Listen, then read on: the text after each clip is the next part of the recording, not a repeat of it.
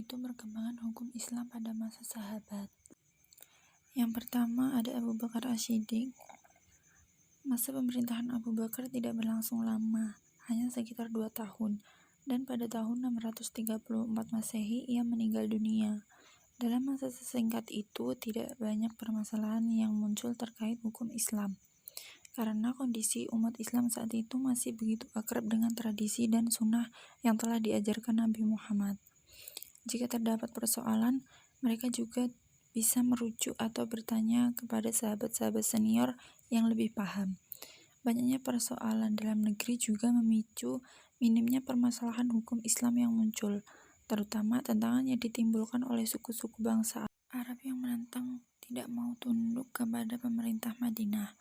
Mereka sanggup menganggap perjanjian yang dibuat dengan Nabi Muhammad dengan sendirinya batal setelah Nabi wafat. Oleh karenanya, mereka menentang Abu Bakar. Sikap keras kepala mereka dapat membahayakan agama dan pemerintahan, sehingga Abu Bakar menyelesaikan persoalan ini dengan angkat senjata yang diberi sebutan Perang Riddah atau Perang Melawan Kemurtadan. Selanjutnya yaitu Umar bin Khattab. Umar meneruskan pucuk pimpinan pemerintahan Islam. Pada masa Umar terdapat banyak peristiwa yang tidak dijumpai pada masa Rasulullah. Hal ini disebabkan semakin meluasnya daerah kekuasaan Islam hingga ke negeri Syam, Irak, Mesir, Persia, dan lain-lain. Di beberapa negeri ini banyak peraturan yang belum dikenal, mulai dari adat istiadat, tradisi yang jauh berbeda dengan Jazirah Arab, serta muncul peristiwa-peristiwa baru yang belum pernah dijumpai di negeri mereka. Semua ini menghendaki penyelesaian dalam konteks hukum Islam. Para sahabat memiliki peran penting dan bertanggung jawab dalam berbagai permasalahan yang muncul secara nas dan tidak menjelaskan permasalahan tersebut secara rinci. Di bidang peradilan, Umar menjadikan lembaga peradilan sebagai garda terdepan dalam pembangunan. Pengadilan pada periode itu sudah teratur dengan adanya penunjukan qadhi dan pengajian hakim dan pegawai. Umar membuat hukum acara peradilan, yaitu risalah Qadhi Umar bin Khattab. Para qadhi pada masa itu juga digaji dengan tetap. Dasar-dasar landasan hukum Umar adalah Al-Quran, Sunnah, ijma' sahabat, dan ijtihad. Pemerintahan Umar berlangsung selama 10 tahun. Masa jabatannya berakhir dengan kematian. Dia dibunuh oleh seorang budak bernama Abu Al-Lu'lu'ah. Dalam menentukan penggantinya, Umar tidak menempuh jalan yang dilakukan oleh Abu Bakar. Dia menunjuk 6 orang sahabat dan meminta kepada mereka untuk memilih salah seorang di antaranya menjadi khalifah. Yang selanjutnya ada Utsman bin Affan. Utsman bin Affan naik menjadi khalifah menggantikan Umar bin Khattab lewat prosedur formatur. Kemajuan yang paling kentara yang didapatkan pada masa pemerintahan adalah perluasan wilayah. Pada masa Utsman, peradilan sudah memiliki bangun tersendiri terpisah dengan masjid.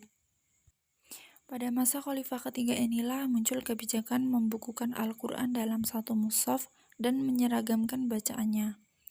Namun pada paruh kedua pemerintahannya timbul konflik di dalam tubuh Islam. Muncul pemberontak yang diduga kecewa dengan pemerintahan Utsman bin Affan dan akhirnya menewaskannya. Yang keempat ada Ali bin Abi Thalib. Ali bin Abi Thalib menggantikan Utsman bin Affan setelah Utsman meninggal karena ditikam oleh para pemberontak. Pada masa Ali ini banyak terjadi perseteruan dengan keluarga Utsman yang dipimpin Muawiyah bin Sufyan, meskipun pertempuran keduanya diakhiri dengan arbitrase. Kekhalifahan Ali mendapat tantangan dari Muawiyah bin Abu Sufyan yang akhirnya berujung pada peperangan dan diputus oleh panitia pendamai arbitrer.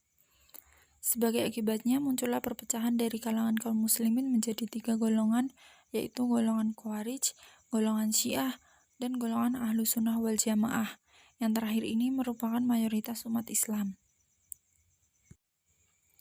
Pergolakan politik tersebut mempunyai pengaruh yang tidak sedikit terhadap hukum Islam, karena golongan Khawarij tidak mau memakai hadis-hadis yang diriwayatkan oleh Utsman bin Affan, Ali bin Abi Thalib, atau Muawiyah bin Abu Sufyan atau sahabat lain yang condong kepada mereka.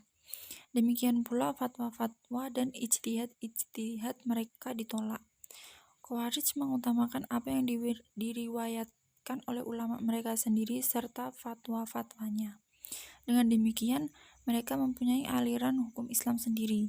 Golongan Syiah juga menolak hadis-hadis yang diriwayatkan oleh kebanyakan sahabat Rasul beserta fatwa-fatwanya, dan mereka hanya memegangi hadis-hadis yang diriwayatkan oleh imam-imam mereka beserta fatwa-fatwanya. Dengan demikian, mereka juga memiliki aliran hukum Islam sendiri. Mayoritas Muslim yang tergolong dalam Ahlus Sunnah wal Jamaah bisa menerima setiap hadis sahih yang diriwayatkan oleh orang-orang kepercayaan dan jujur, tanpa membeda-bedakan antara seorang sahabat dan dengan sahabat lain. Golongan ini juga mau mengambil fatwa dan pendapat para sahabat secara keseluruhan, sehingga golongan kebanyakan kaum muslimin tidak sama dengan pendapat golongan Khawarij dan Syiah dalam beberapa lapangan fikih.